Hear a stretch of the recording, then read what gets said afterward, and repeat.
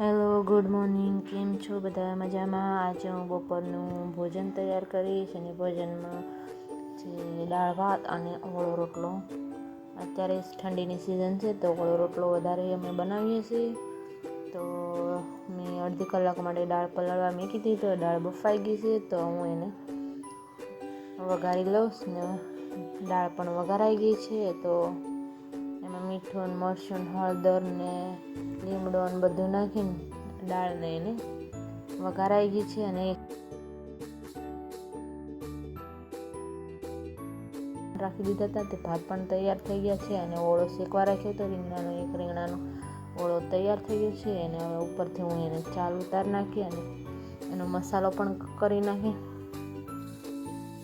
લસણ, ડુંગળી ને ટમેટા ને બધું તૈયાર થઈ ગયું છે મસાલો. અને એનો રીંગણાને હવે એનું પડ ઉપરથી આપણે એનું કાઢી નાખશું અને એને કટ કરી નાખશું. એમાં જોવાનું કે કંઈ બગડેલું ના હોય, એટલે એને કટ કરી નાખ્યો છે. તો હવે હું ગેસ પર રોટલો બનાવવા માટે હું તાવડી રાખી દઈશ અને રોટલો બનાવી નાખ્યો છે.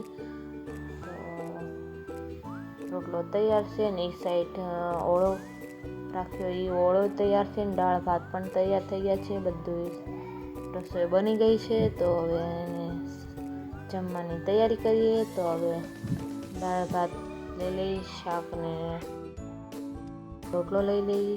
તો અચાર મેં બનાવ્યું હતું, મિક્સ અચાર. તો એ મિક્સ અચાર પણ હું લઈ લઈશ. તો આજનું બપોરનું ભોજન આ જ છે: દાળ ભાત, ઓળો રોટલો. અને જો વિડીયો ગમે તો લાઈક કરજો, શેર કરજો અને સબસ્ક્રાઈબ કરજો. અને બધું તૈયાર થઈ ગયું છે. તો અમારા દીશુબેન આવી ગયા છે સ્કૂલથી. તો એને હું જમવાનું આપી દઈને, એને તો બહુ જ ગમ્યું બધું. આના હસ્તીબેન હિસકા ખાય છે.